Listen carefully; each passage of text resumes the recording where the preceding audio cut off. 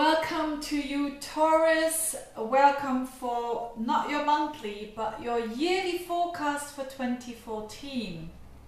And I'm going to be, of course, very general with that and digging a bit deeper in detail when the monthly horoscopes come along.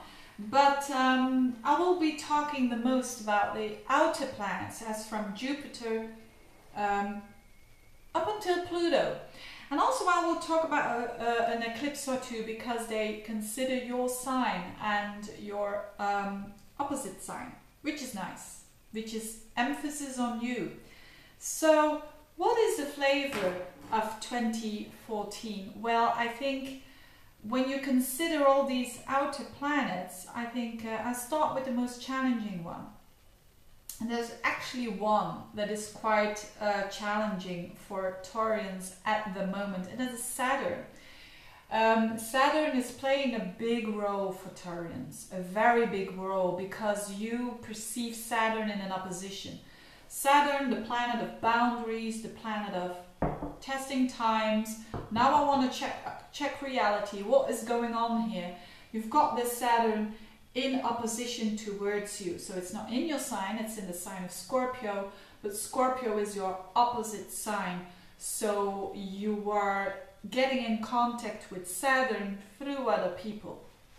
So what can this mean for you? Because it's going to be there for the whole year, still up until the mid of December. So it's a whole year in Scorpio. It's particularly important for those Taurians who've got planets or an ascendant around 16, 17 up until the end of Taurus. So 17 degrees, 18, 19, 20 up until 30 degrees, well, 29 degrees. So these are the people who are really sensing Saturn. And I mean, it is just reflected that decisions need to be made when it considers yourself and the other person who is close to you. Now, first of all, let's have a look when you are single. Let's say you are single and then you're having Saturn transiting in your 7th house. What does it mean? It has a bit of different scenarios.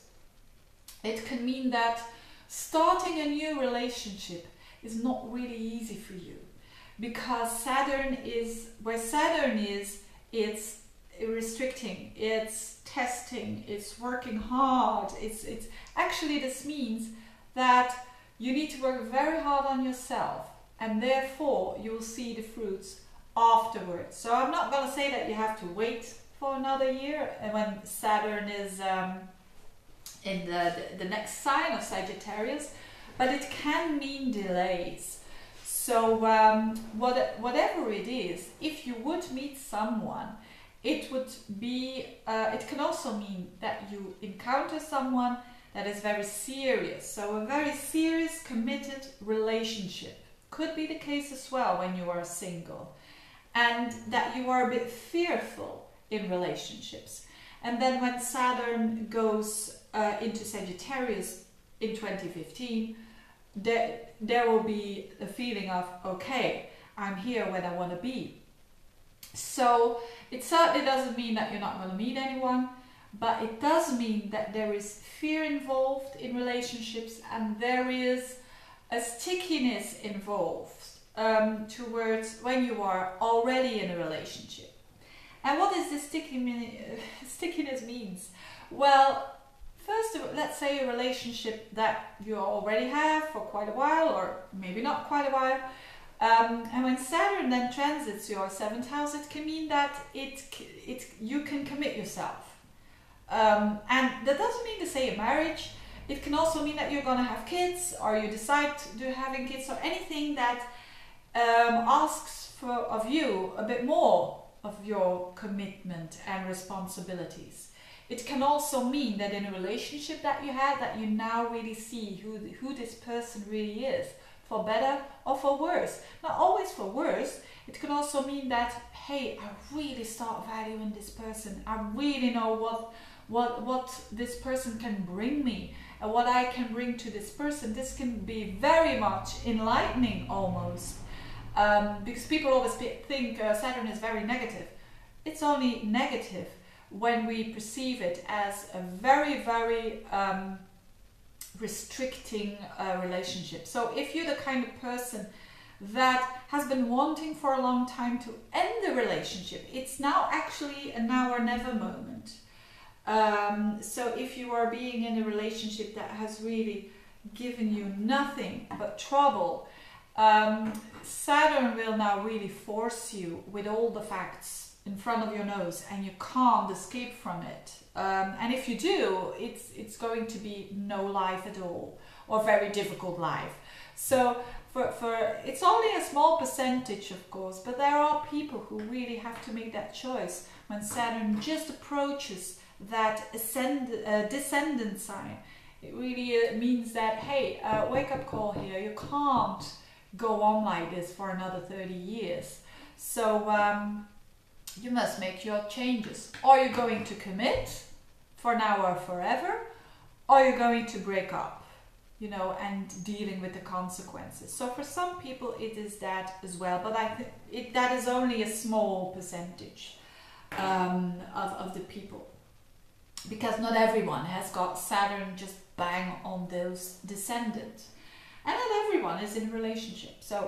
So this is huge topic, the Saturn, for you Taurians, and it can be hard for some Taurians, because someone who's got an emphasis on Taurus just wants to have a good relationship and just wants to be happy, and not only Taurians, but there are other things that are really actually going in different directions and can help this heaviness that Saturn quite is. Saturn is quite heavy, and it's a key area of your life. We all have 4 key areas of our lives, which is the first house, us, the 7th, the other, the 10th house, work, and the 4th house, home and family.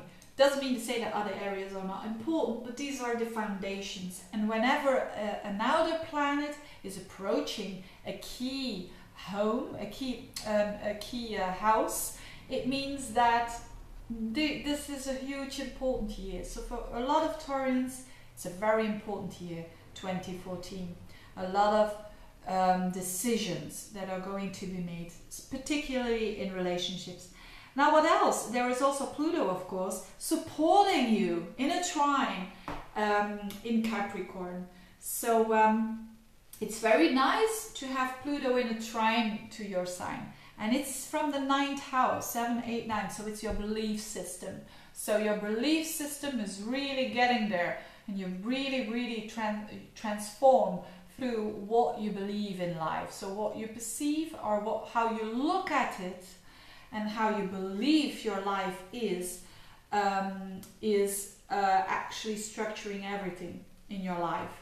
And it's in a positive aspect to your sign, so it's not for everyone like that. So take advantage of that you are able to transform hugely in 2014. Then Neptune is also really nicely sextiling your sign in the 11th house. So I think that friends can be a huge help, a tremendous help for you seeing life lighter than in day-to-day life. You know, with the Saturn there in your 7th house. And Neptune can show you hope and aspirations for the future, for future goals, and that you really see those goals and you really sense that that you're heading somewhere. And friends, it's the house of friends, so friends can be very Neptunian-like. So maybe you're gonna get some new artistic friends, or friends who are spiritual, or friends who are really helping you to see the bigger picture. Because Saturn can make us, you know, being so busy with day-to-day life, with real life, that we forget that other things, and that we forget that, yes, we have to pay attention to day-to-day life, but it all has its meaning, it all has a bigger picture.